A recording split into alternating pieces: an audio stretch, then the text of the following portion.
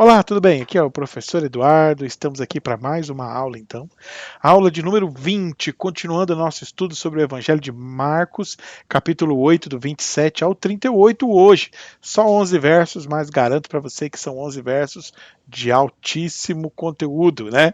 De alto nível. Vai ser muito bom, sim. E continuando, né? O Evangelho de Marcos, como nós já vimos falando, ele é um evangelho provocativo, né? É um período que a igreja está se separando do judaísmo, ainda não existe uma igreja claramente, ainda é um grupo de judeus que creem que Jesus é o Messias, por isso nós sempre chamamos de judaísmo dissidente do Evangelho de Marcos. Ele está tentando mostrar que o judaísmo da comunidade de cristã, da comunidade dos seguidores de Cristo, é um judaísmo diferente. E tem então uma mensagem com alguns apelos que confrontam a tradição judaica. Daí nós já vimos alguns aí nas últimas aulas. E na última aula em específico, nós falamos sobre uma narrativa de cura, né?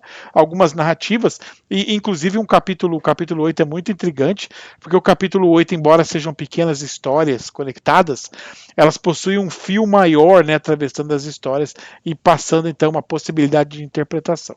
Que fechou aí com uma narrativa estranha, né, de um milagre, em que a gente brinca que Jesus fez um meio milagre, né? Fez um meio milagre, que é quando ele só gospe no chão e vai passar passa o cospe no olho da pessoa, e a pessoa então olha ali e pensa assim, tá enxergando alguma coisa? Não, eu vejo homens como árvores, né? Então, para mostrar ali, uma das interpretações que eu gosto é que essa narrativa ela tem a ver com o ritual, né? Para mostrar como ele era imperfeito. E aí a necessidade, então, da segunda vez que Jesus faz a cura, então não tem cuspe, não tem nada, e aí a cura é completa. É justamente uma comparação entre dois modelos, tanto porque um dos modelos era o modelo da tradição dos fariseus, que era cheio de rituais e práticas religiosas, e já a de Jesus até incomodava, né? Como isso é uma nova doutrina, por isso que eles perguntam, é uma nova doutrina? Ele fala e eles obedecem, então não precisa de nenhum ritual, não precisa de nenhuma dancinha, como brinca meu filho, não precisa de nenhuma dancinha, né? Não precisa de nada, né? Só a palavra dele é suficiente, então isso aí é algo importante dentro da narrativa. E agora, então, na sequência, ele vai continuar no mesmo fio. E o capítulo 8 ele é quase uma instrução máter aí para os discípulos, né? E ele vai continuar nessa instrução para os discípulos. Porque após essas dificuldades que eles vão ter, vai abrir então aquele momento em que Jesus fala: e quem dizem que sou? E vós? Quem vocês pensam que eu sou? Então isso era importante para o discipulado, né? Aquela pergunta chave para os discípulos. Vamos então entrar no texto e vamos tentar abraçar isso aqui. Ok, vamos lá. Então, fechando então a outra narrativa, só para a gente retomar aqui o nosso contexto, nós falamos então de vários elementos aqui, né? Começamos o capítulo 8, então, ele vem aqui com a multiplicação dos pães, né? Legal, né? Eram 7 cestos, mudou de 12 para 7, mas é importante, você vê que na narrativa ele vai assumir que é uma narrativa só lá embaixo. Depois que eles comeram, se fartaram, legal, eles entraram no barco e saíram, né? Mas antes logo nesse que eles saem, o texto é meio que interrompido pela narrativa dos fariseus que pedem um sinal, e ele fala que não vai ter sinal nenhum e logo volta para eles no barco, né? Só que aí no barco eles tinham esquecido o pão, né?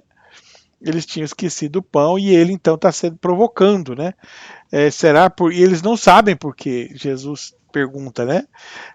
Jesus dizendo: vede, guardai-vos do fermento dos fariseus.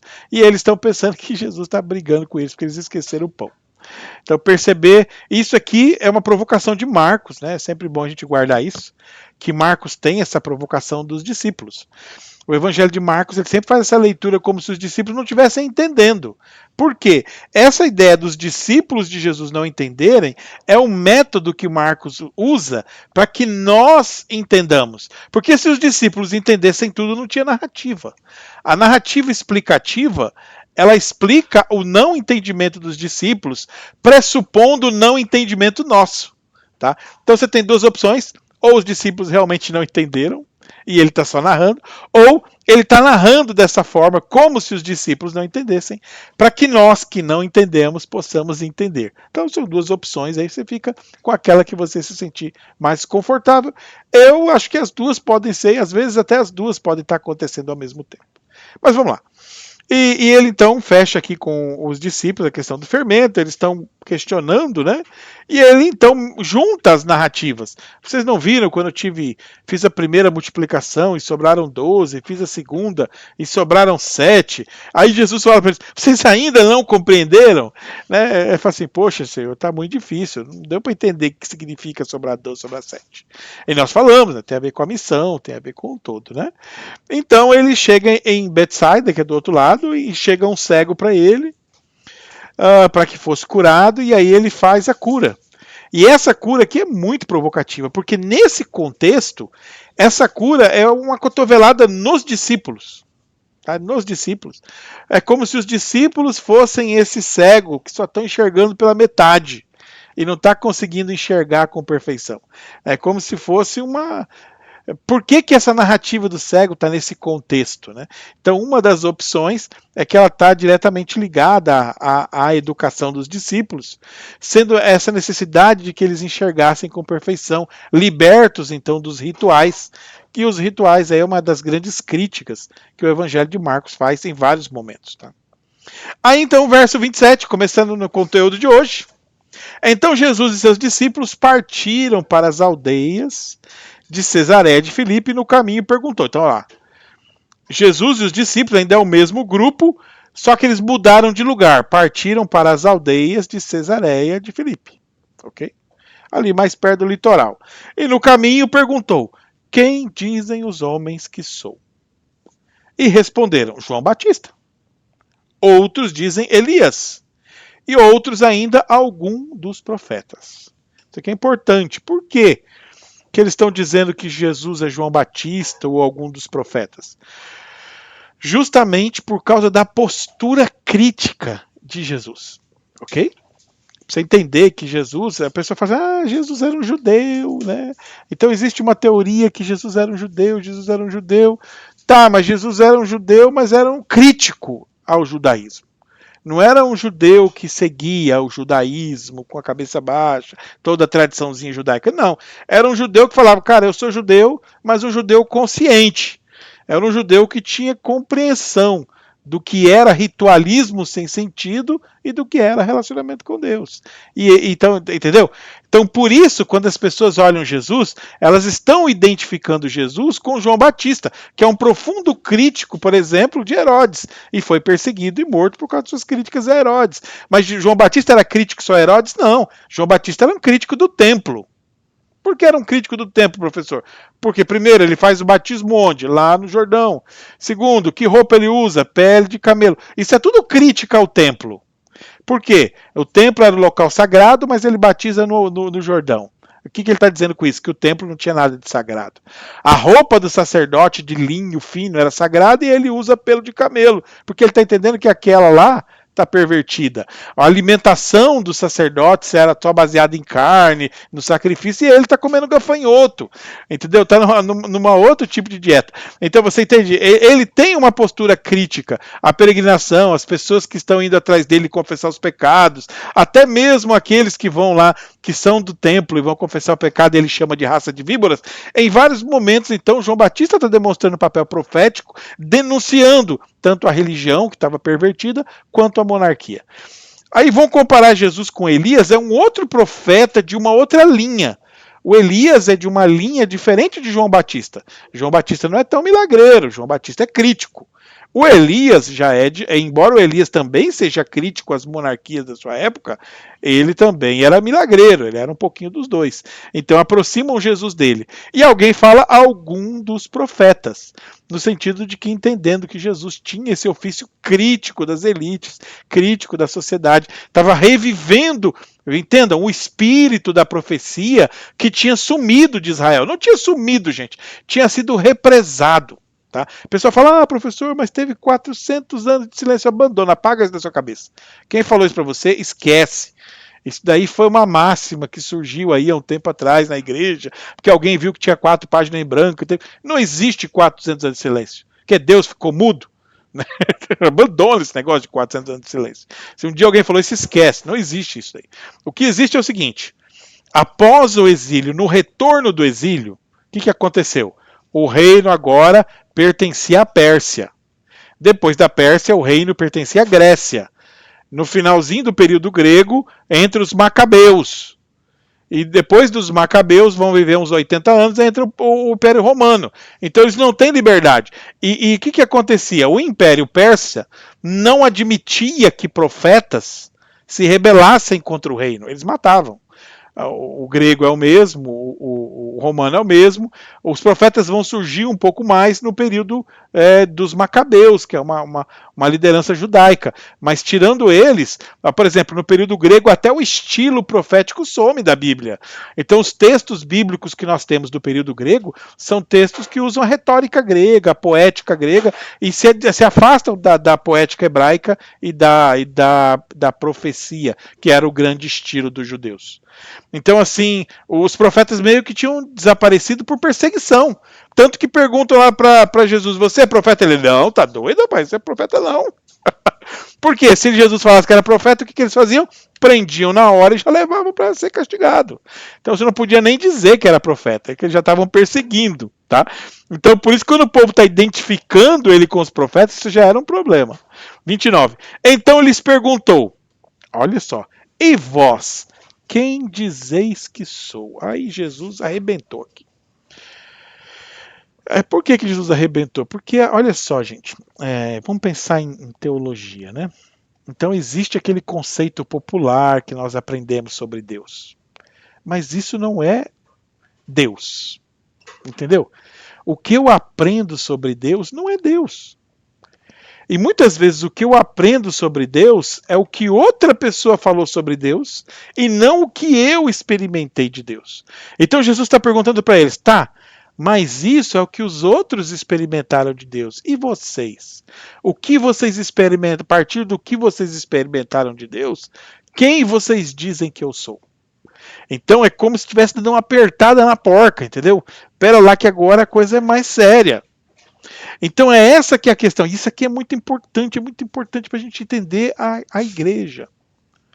A igreja não pode ser a comunidade das pessoas que dizem que Jesus é o profeta. Ah, ele é o João Batista, ele é o Elias, ele é alguns dos outros. Não.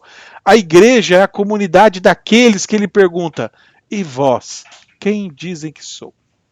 E vocês que têm me experimentado na sua vida, como vocês me definem? Ok? Então teria que ser esse apego que nós temos que mudar. Nós nos contentamos, a igreja em geral se contenta com essa ideia de, mas se eles acham que Jesus é o Messias, já tá bom. Não, não é isso. Não é para achar que Jesus é o Messias. Não é para achar que Jesus é profeta, ou que é rei, ou que é Deus, nada. É para você ter uma experiência particular com ele e a partir da sua experiência ter a sua compreensão. É isso que Jesus está dizendo aqui na entrelinha. Então quando ele fala vós, mas vós, quem dizes que sou? Ah, professor, eu sou pregador. Então é isso aqui que você prega. Porque nessa pergunta está implícita a necessidade de interioridade, a necessidade de buscar Deus particularmente, a necessidade de experimentar Deus no dia a dia, a necessidade de compreender Deus a partir de si mesmo, não a partir do culto, não a partir da aula, não a partir de um livro, não a partir da teoria dos outros, mas a partir da sua própria experiência. Ok? Olha lá. Respondendo então, Pedro disse, tu és o Cristo. Então essa aqui é a narrativa mais antiga, que é a de Marcos, que prescinde então aí a ideia de que quem disse foi Pedro. Na comunidade de João, não, quem diz lá é Marta, né? Aqui é Pedro. Tá? E aí vai ter diferença, porque a comunidade de João, nós vamos estudar depois quando chegar lá, existe grande ênfase de que ela é uma comunidade feminina e que a liderança está na casa de Marta e Maria, né? Elas representam a liderança da comunidade, tá?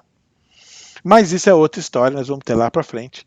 Inclusive é por isso que o Evangelho de João não deve estar sendo citado em Atos dos Apóstolos. Tá? Você vai ler Atos dos Apóstolos e não fala em lugar nenhum da comunidade joanina, que era uma grande comunidade. Mas por que não fala? Minha opinião, a opinião também de alguns grandes pesquisadores do Evangelho de João, é que porque era uma comunidade de liderança feminina, o que não era aceita nas tradições judaicas, e o livro de Atos está mais próximo da tradição judaica, então ele deixa a comunidade joanina de fora aí da tradição da igreja primitiva, mas isso é outra história, isso é uma provocação aqui para você continuar com a gente, que nós vamos chegar lá ainda, tá? Vamos para frente.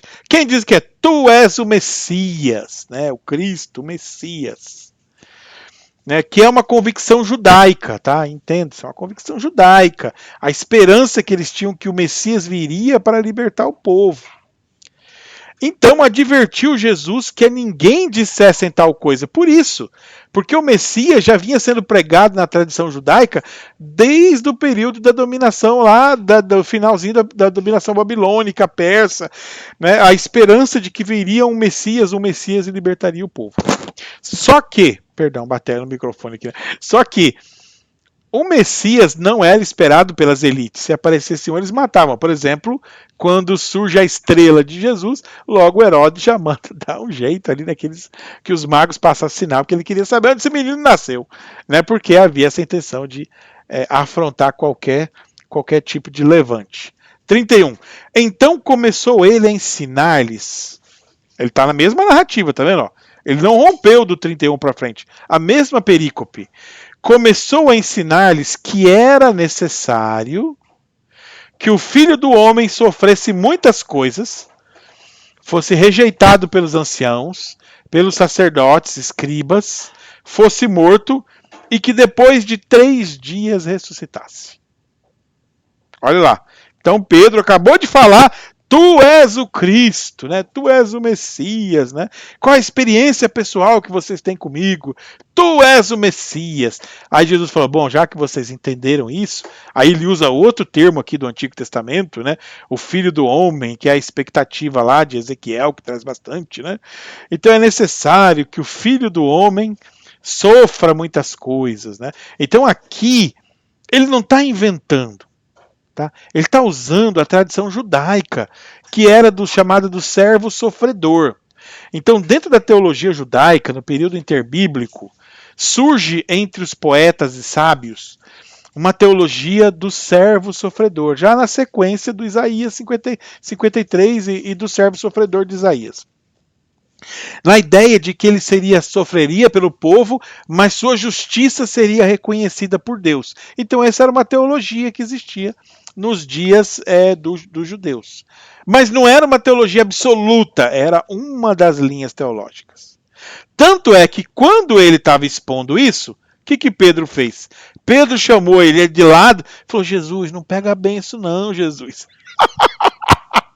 Pedro chamar Jesus de lado é tudo, né? Pedro vira, mano, o que Jesus está fazendo? Pô, ele não está entendendo. Será que ele não está entendendo que esse discurso não compete?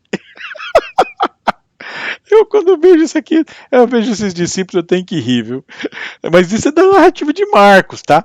Marcos, ele tem essa narrativa crítica, mostrando e enfatizando os erros dos discípulos, para que a gente aprenda com os erros dos discípulos. Então ele chamou Pedro ali, o Pedro chamou Jesus de lado, falou: Senhor, deixa eu te dar um conselho aqui. Perdão, gente, desculpa. A gente perde até um. Deixa eu te dar um conselho, senhor. O Pedro não sabia o que estava fazendo, né? Não é possível. Senhor, deixa eu te dar um conselho. Jesus, porém, olhou para ele e falou assim: como? Como é que é esse negócio aí? E começou a reprová-lo. Senhor, não é assim. Que negócio é esse de sofrer? Será que o senhor não sabe lá que o Messias é poderoso? O Messias vai vir, vai dominar, vai libertar o povo. O senhor vem falar esse negócio de sofrer? Ninguém vai seguir o senhor não, para com isso. Jesus olhou para ele, olhou bem direitinho nos olhos dele e falou assim: sai para trás, Satanás. Ai, meu Deus, que é isso, professor? Arreda, Satanás, porque não cogita as coisas de Deus, e sim as coisas dos homens. Você quer pregar uma mensagem boa, bíblica mesmo? Tá aí, ó. Aquela pessoa que acha que vai viver e que não vai sofrer nada e que vai ser todo poderoso e que vai tomar a frente de tudo é Satanás. Porque cogita, olha o que ele fala aqui, não cogita as coisas de Deus, e sim as dos homens. O que é as coisas dos homens? As coisas dos homens, aqui está a chave de interpretação. As coisas dos homens são o que aqui? Poder, autoridade, força, fama, dinheiro, glória. E Jesus vem explicando para eles, né, que era de Deus, que ele tinha que sofrer, né, porque era o justo, o servo sofredor. Mas Pedro estava tão preso naquela teologia clássica da retribuição, em que aquele de que é de Deus é poderoso, que não conseguiu entender que Jesus estava falando de outra teologia, que era a teologia do sofredor, que mesmo aquele que sofre até o fim, sofre pelo povo de Deus, e em razão disso Deus reconhece a sua justiça. Então essa era a teologia que Jesus estava, que é do servo sofredor de Isaías, do Evé de Javé. Mas só que aqui não, ele está em outra leitura. O Pedro está em outra teologia. Eu falo que o Pedro está sintonizado em outro canal, não é possível um negócio desse. Tanto é que Jesus chega nele e dá uma reda para trás de mim, Satanás. Agora vamos lá. Você foi para o culto. E o camarada começou a te oferecer tudo porque você vai ser de Deus. Não é de Deus, não. Já vou logo dizer que quem oferece tudo é o diabo. Deus não oferece tudo, não. Vem com esse negócio, não. Ah, não, você é o filho do rei. Tá? Vem com essa história, não, porque isso não tem isso na Bíblia. A Bíblia é o seguinte, ó. Quem oferece tudo é o diabo. O diabo chega em Jesus e fala, você quer todos os reinos? Eu te dou. Você quer o que mais? É só pedir que eu te dou. Então quem oferece tudo é o diabo, meu irmão. E não vem com isso aí de achar, não, mas é teologia da prosperidade, tá? Mas o pai da teologia da prosperidade tá lá embaixo, lá. É ele mesmo. Entendeu? Porque, mas Deus não quer que eu prospere, professor. Deus quer que você prospere. Mas antes de você prosperar em dinheiro, você tem que prosperar em amor, tem que prosperar em graça, tem que prosperar em perdão, tem que prosperar em misericórdia. Entendeu? Tem um monte de coisa pra gente prosperar. Você acha mesmo que você precisando prosperar em amor, precisando prosperar em graça, precisando prosperar em misericórdia, precisando prosperar em perdão, Deus vai querer que você prospere em dinheiro? Abandona, né, meu irmão? Pelo amor de Deus, ó, minha irmã, né? Pelo amor de Deus, né? Não é por aí, não, ó. Então, por isso que essa palavra aqui é muito certa. Arreda, Satanás. Então, isso aqui é uma coisa que tem que colocar no teu coração. Você quer seguir a Bíblia? A Bíblia tá aí, ó. O problema é que ela é difícil. É que ela é difícil. Ela é difícil se nós cogitamos as coisas dos homens. Quando ele cogita... É claro, eu sou homem, eu tenho que cogitar a coisa dos homens, óbvio, né? Todavia, o que ele quer dizer com isso? Ele quer dizer aquele que não olha a Deus, mas prefere sempre buscar aquilo que é os dos homens. Então, assim, no ministério, a gente sempre vai ser confrontado em vários momentos entre procurar o que é de Deus e procurar o que é dos homens. Sempre vai ter isso no ministério. E você sempre vai ter que escolher. Tá? Nós temos que ponderar. Talvez essa seja a melhor charada. Não dá para escolher. Você escolhe sempre as coisas de Deus, o problema é escolher sempre as coisas dos homens. A questão é que você sempre vai estar ponderando. Nós vamos escolher as coisas de Deus, sim. Mas em algum momento nós também vamos escolher as coisas dos homens. Né? Por exemplo, lazer. Lazer é uma coisa mais dos homens. Né? Não, mas Deus também tinha um lazerzinho. Tinha, Jesus assava um peixinho na Barca de Galileia, ia na festa lá, tudo bem. Né? Mas o problema é agora, se você vai só na festa, entendeu? Aí é o problema. Ou se você. Uma vez, quando comecei a fazer missão, eu tinha um senhor que me treinou, né? Então ele ia lá em casa, me chamava, Eduardo, vamos fazer visita. Aí a gente saía todo sábado para fazer visita, tal, orar para as pessoas enfermas. E eu era casado, eu tinha uns 20 anos, 21 anos, já tinha um filho, né? Já tinha um filho. E era muito difícil conciliar. A gente trabalhava de segunda a sábado, aí no fim de semana tinha um filho, tinha esposa, tinha igreja, e ainda tinha esse trabalho que a gente fazia no sábado. E saía sábado cedo para fazer evangelização, só voltava à noite, às vezes saía no domingo também. E começou a pesar. Chegou uma hora que começou a pesar. E eu perguntei pro rapaz que me treinava, o que eu faço? Aí ele falou para mim, Eduardo, isso realmente é difícil. Ele falou assim, a minha experiência é o seguinte, tem hora que você vai escolher as coisas de Deus e tem hora que você vai escolher as coisas dos homens. Aí ele falou para mim, o problema é você escolher só as coisas de Deus. Porque se você escolhe só as coisas de Deus, aí vai dar problema em casa. E se você escolhe só as coisas dos homens, aí você vai ter problema com Deus. Então foi dali que eu peguei para mim foi a melhor orientação que eu tive sobre isso. E até hoje eu tento conciliar isso. Eu faço as coisas de Deus, mas tem hora que eu escolho as coisas dos homens. Eu faço as coisas dos homens, mas sempre tenho trabalhado nas coisas de Deus. Nunca fico só em uma ou só em outra. Tá? E aí a gente vai harmonizando como dá. Mas o problema aqui da narrativa era justamente uma coisa fundamental. Não que Cristo tinha que morrer para ser salvo, isso é outra coisa. Aqui, na verdade, existe um conceito de justiça diferente aqui. Jesus está apresentando um conceito de justiça baseado na graça. E Pedro vem com um conceito de justiça baseado na lei. Então é por isso que ele é confrontado. Jesus não está falando que ele tem que morrer, porque se ele não morrer a pessoa não é salva.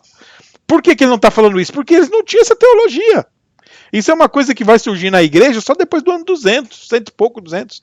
Nesse começo eles não tinham essa compreensão ainda. A compreensão que eles tinham era vinculada à tradição de Jó, o do servo sofredor, do Jó e do Isaías, do servo sofredor, e que no final vai ser reconhecido por Deus. O Jó traz essa tradição. O rapaz que sofreu e no final foi reconhecido por Deus. Então Jesus é aquele que representa o sofredor, que no final vai ser reconhecido por Deus. E isso era uma mensagem para os dias dele, mostrando para o povo judeu que por mais que eles sofressem, no final eles seriam reconhecidos por Deus, e isso é que era importante. O importante era ser reconhecido por Deus. Tá? E aí o Pedro não, ele está na teologia da retribuição. A teologia da retribuição é, se você é rico, você é reconhecido por Deus. Entendeu? Se você é abençoado, então você é reconhecido por Deus. E aí o problema da teologia de Pedro, as pessoas que sofrem não têm Deus. Então, as pessoas que estão sendo condenadas, Deus não as ama. Pessoa que, entendeu? Elas estão em pecado, estão sofrendo por causa do pecado. Entendeu? São duas teologias. Por isso Jesus não aceita a teologia de Pedro. Porque a teologia que Pedro trouxe quando falou aqui que ele não tinha que sofrer, era uma teologia legalista, centrada na ideia de que se ele era abençoado é porque ele estava cumprindo a palavra de Deus. Se ele era abençoado é porque Deus era com ele. E então as pessoas que não são abençoadas é porque elas são pecadoras. Entendeu? É essa teologia que Jesus evita. Se você pegar a teologia de Jesus, é o contrário. O filho do homem, o abençoado, é o que sofre. É aquele que tem dificuldade, é aquele que é perseguido, é aquele que tenta fazer o ministério e não é aceito, entendeu? Ele está mostrando justamente o quê? Ele está mostrando, gente, aquilo que é a verdade. Porque sempre que você vai na palavra de Deus e na verdade, você vai ver que sempre vai ter pouca gente. Não vai ser aplaudido por todo mundo, porque a multidão aplaude a coisa dos homens. Então, se você está procurando um púlpito para ser aplaudido por um monte de gente, você não está procurando as coisas de Deus, você está procurando as coisas dos homens. Entendeu? Então nós temos que procurar as coisas de Deus. Esse é o chamado da narrativa. Isso é maravilhoso, né? Vamos para frente. Como diz o nossos irmãos aí da Assembleia, se você não dá um glória, eu dou. Amém. Aleluia, né? Se você não dá o glória, eu dou. Verso 34. Então, convocando a multidão e juntamente os seus discípulos, disse-lhes, olha lá, olha só, se alguém quer vir após mim, a si mesmo se negue, tome a sua cruz e siga-me. Pelo amor de Deus. Quem está na igreja aí, que está me ouvindo, que já está na igreja há mais de 25 anos, vai lembrar que isso aqui, não tinha um culto que a gente não ouvia isso na igreja. Há uns 25, 30 anos atrás não tinha um culto que nós não ouvíamos isso. Todo culto isso aqui ou era cantado, ou era pregado, ou era falado. Foi quando chegou a teologia da retribuição e a teologia da prosperidade forte no Brasil, acabou. Ninguém fala mais de negar a si mesmo e tomar a cruz. Agora a gente só toma a cruz se ela for de ouro. Se ela for de ouro, pode pegar. Senão não vai, entendeu? Então esse cristianismo de hoje, gente, você que é novo na igreja, primeira coisa que eu falo, essa visão de igreja que existe hoje não tem nada a ver com o cristianismo. É muito torcido. Essa visão de, quando eu falo de igreja de hoje, eu falo essa noção de igreja da prosperidade. Isso é muito torcido em relação à Bíblia e mesmo em relação à igreja de 25, 30 anos atrás. O que nós estamos vendo hoje é um movimento, é uma onda da prosperidade que veio junto com o movimento social, neopolítico, neoliberal e que vem se desenvolvendo. A teologia da prosperidade é, na realidade, a teologia do neoliberalismo. O neoliberalismo veio norte-americano com venda, propriedade, desenvolvimento, dinheiro e, paralelo, uma teologia que justifica essa lógica política, que é a teologia da prosperidade. Por isso que ela cresceu, porque ela está pau a pau com o mercado. É a teologia de mercado. Tá? Teologia de mercado. Então, quando você vê a Bíblia não é teologia de mercado, gente. A Bíblia é teologia de cuidado daquele que está sofrendo, não teologia de mercado. Não é um chamado para você ser abençoado, não é um chamado para você ser rico, não é um chamado para você ter tudo de bom e do melhor. É um chamado para servir. O segmento de Jesus, olha lá. Jesus era quem? Vamos lá. Um peão pobre, sem ter onde cair morto, que o povo vai, mas o filho do homem não sabe nem onde ele vai amanhã, né? Não tem nem pra onde ir. Não tem onde, um camarada pobre que não tem onde cair morto, que vive em função de ajudar os outros. Aí ele fala, segue-me. Você acha que ele tá te chamando pra quê? Pra ganhar dinheiro? Pra ser rico? Pra ser próspero? Você não tá interpretando direito esse negócio, não. É bem claro, ó. Se alguém quer vir após mim, olha, ó, vir após mim, seguir o meu caminho, ok? Ser meu discípulo, ser cristão, a si mesmo negue, que é o quê? Abrir mão da sua própria justiça, dos seus prazeres, da sua busca pelas coisas dos homens, tome a sua cruz, que é um símbolo de sofrimento, e siga-me. Agora, é claro, essa narrativa tome a sua cruz e siga-me, com certeza ela foi escrita pensando pós-morte de Jesus, óbvio, né? Não tem nem como falar, tome a cruz e siga-me antes de Jesus ser crucificado. Então, é como o texto é escrito 30 anos depois, ele se mescla aquilo que Jesus fala com aquilo que Jesus viveu, né? Então, isso aí se mescla na narrativa e chega até nós. Então, se alguém quer vir após mim, então isso aqui, gente, essa talvez seja a mensagem principal da narrativa de Marcos. O texto principal, se vocês olhar, o texto principal é esse aqui. Se alguém quer vir após mim, a si mesmo se negue, tome a sua cruz e siga-me. Ou seja, é um chamado para dar a vida pelo outro. Isso é cristianismo. Ok? Então, o que é ser cristão? É ir para a igreja cristã? Não.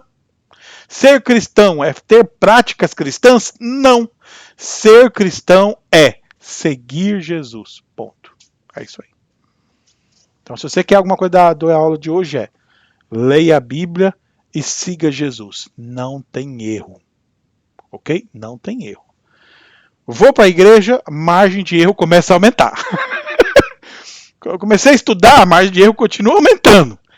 Então, onde eu sei que eu consigo controlar a margem de erro? Sigo Jesus. Então, eu estudo há 30 anos. Estou na igreja há mais de 30. Meu padrão é o Evangelho e Jesus. Ponto. Pode falar o que for. Estou nem aí. O que Jesus disse? Jesus disse isso? Então é isso que eu sigo. E pronto. Os outros livros, professor, os outros livros eu fico o pé atrás. Não dá para seguir assim. Pentateuco já não dá para seguir assim. Tem um monte de política, disputa, guerra, conflito. Não dá para pegar o Pentateuco e seguir ele ao pé da letra. As cartas paulinas dá para seguir assim? As cartas paulinas tem um monte de conflito que Paulo estava vivenciando. Tem que tomar cuidado quando for aplicar e viver. Então não é qualquer um que chega ali e lê e fala, não, dá para usar. Agora o evangelho não, o evangelho é mais claro. O evangelho de Marcos, por exemplo, é um escrito para preparar discípulos. Então quando ele escreveu, ele já estava pensando que quem lesse aprenderia a ser um discípulo melhor. Agora eu quero que você leia o evangelho de Marcos e procura para mim onde está esse igrejismo que nós vivemos hoje. Não tem. Ok? Não tem essa religiosidade, esse caminhão de tradição, de ritualismo, de prática, de copiar o que o outro diz e o que o outro diz. No final da história, gente, ninguém está seguindo o evangelho, o negócio está jogado de lado. Sabe onde a gente encontra o evangelho sendo seguido? Naqueles irmãozinhos da igreja mais simples, que às vezes pegou a Bíblia ali, leu o versículo e começou a viver. É ali que a gente está vendo o evangelho ser vivido. Muitas vezes o evangelho não está sendo vivido em grandes estruturas, em grandes púlpitos, em grandes templos. O evangelho é vivido na prática diária, na vida de cada um. Quando você faz, esperando estar encontrando Deus, e esperando que apenas Deus veja, aí você fez o evangelho. Arrepiou aqui, aleluia. Olha lá. Quem quiser, pois, salvar a sua vida, perdê-la. E quem perder a vida por causa de mim e do evangelho, salvá-la. Ok? E aqui ele fala no momento em que a igreja está sendo perseguida. Você entende? Você está ali naquele momento da guerra judaica que o Marcos está escrevendo, perto do ano 60, começando a guerra judaica, vários cristãos morrendo ali como se judeus, porque são judeus naquele momento. E então ele fala, ó, se você quiser vir após mim, né, tome a sua cruz e siga-me. Mas ele logo diz, o que vai acontecer quando você me seguir? É o seguinte, você vai acabar perdendo sua vida. Mas se você perder a vida por causa do evangelho, você não perdeu sua vida. Ok? E o que é perder a vida por causa do evangelho? Será que ele está falando só de morrer, professor? Não, gente, no contexto aqui ele está falando de tudo que você abriu mão. De tudo que nós abrimos mãos. E novamente, vou chamar a atenção lá ao evangelho de os 30 anos atrás. Era muito comum ver na comunidade cristã essa ideia de que não importava o que eu tinha ganhado, ou se o meu carro era novo, ou se eu tinha uma casa na praia, ou se eu tinha uma casa grande, ou se eu tinha uma casa, ninguém estava nem aí para isso. O importante era aquilo que eu estava vivendo com Deus. Isso era muito... Cara, eu participei de várias comunidades naquela época e tive muitas experiências assim, fantásticas. E hoje, quando eu chego na igreja, assim, eu falo, meu Deus, o que aconteceu? Em que ponto da nossa história nós abrimos mão do evangelho por esse lixo que é a teologia da prosperidade? Para que isso ainda? Para quê? Para que meia dúzia de pessoas enriquecesse às custas do povo? Ah, mas o evangelho é mais divulgado. Realmente é, né? Não é errado. O cara foi lá e pregou, aí ele comprou um canal de televisão, comprou outro e comprou outro, começou a evangelizar todo mundo e tal. Mas aí, novamente, as pessoas realmente estão sendo evangelizadas, né? Você vai ver que mesmo nessas igrejas o evangelho acontece, mas é naquelas pessoas simples que estão lá dentro, no 1 a 1, que pega a Bíblia, lê ali o que Jesus falou e vive. Tá? É nesse caminho do siga-me que a coisa acontece. Que aproveita o homem, olha o que ele está falando, olha só, ele está no mesmo discurso, ó, que aproveita o homem ganhar o mundo inteiro e perder a sua alma. Tá vendo? Ele está falando com o Pedro. Então Pedro está falando, Senhor, não é importante, você não tem que morrer não, Senhor. O Senhor não tem que sofrer não, o Senhor vai ser poderoso. O Senhor é o Messias de Deus. Aí Jesus fala, Pedro, meu filho, pelo amor de Deus, Pedro, o que adianta o homem ganhar o mundo inteiro e perder a sua alma, Pedro? O que tem importância para você, meu filho? Será que realmente isso tem valor? Então isso aqui é um chamado a pensar o que realmente tem valor da nossa vida. Até, você acredita que a gente nem pensa mais na nossa alma, nesse mundo louco, a gente tá tão correndo tanto atrás de dinheiro, de trabalho, de conseguir se sustentar, que não parar para pensar na nossa alma. Você entendeu? O que aconteceu? Essa teologia da prosperidade, junto com essa lógica neoliberal louca, roubou a nossa alma da gente. Que se você não pensa mais na sua alma, será que ela ainda é sua? Né? Ou será que nós já vendemos ela para o trabalho, vendemos ela para o dinheiro, vendemos para mamão e companhia? Né? A quem pertence a nossa alma? Que daria o homem em troca de sua alma? Porque qualquer que nesta geração adúltera e pecadora ainda joga, ó. Muito bom, né, a chamada. É muito atual, né, o texto é muito atual. Nesta geração adúltera e pecadora, e todas vão ser adúlteras e pecadoras, até hoje. Qualquer um que nesta geração adúltera e pecadora se envergonhar de mim e das minhas palavras, também o Filho do Homem se envergonhará dele, quando vier na glória de seu Pai com seus santos anjos. Esse se envergonhar, que é o se acanhar, ele está dentro desse contexto aqui que nós temos que ler, que não é para você pegar em qualquer coisa e já bater. Não é bem assim. Poucos textos você vê Jesus dando uma pancada mais forte, né? Nesse aqui que acontece uma pancada mais forte, está relacionada com os discípulos. Justamente pela postura que Pedro tomou ao lado da teologia da retribuição. E porque a teologia da retribuição ela aconteceu nas comunidades paulinas. E Paulo falou muito disso, daqueles que tinham medo da cruz ou vergonha da cruz, porque a cruz era um escândalo. Então, quando ele retoma aqui a questão do se envergonhará dele, ele está pegando um problema das comunidades cristãs. Como que entenderiam esse Cristo, esse Messias, esse Salvador que morreu na cruz? Então, o que ele está falando? Que tem muito sentido se você entende a teologia do justo sofredor. Aquele que sofre pelo outro, mas no fim é reconhecida a sua justiça por Deus. Então aí tem sentido. Mas para uma teologia da retribuição, para uma teologia da glória, para uma teologia da prosperidade, sofrer é motivo de vergonha e de pecado. Ok? Então eu fecho por aqui, porque o tempo já passou, mas a ideia é provocar vocês, e o texto, desculpa aí, de vez em quando a gente se anima um pouco e o estudo fica meio pregado, mas é porque o texto é muito bom, né? Muito rico, tem muito conteúdo para se explorar e se pensar aqui. Eu acabei passando até rápido, né? Depois talvez eu ainda volte um pouquinho mais em outra aula e pincele alguns termos que precisam ser pincelados aqui, né? Por exemplo, quando ele fala em salvar, o que ele quer dizer, quando ele fala sobre mundo, o que ele quer dizer. Eu ainda vou dar mais uma voltinha aqui ainda no próximo encontro, vou dar mais uma pinceladinha antes da gente seguir. Ficamos por aqui então, encontro vocês na próxima. Até mais.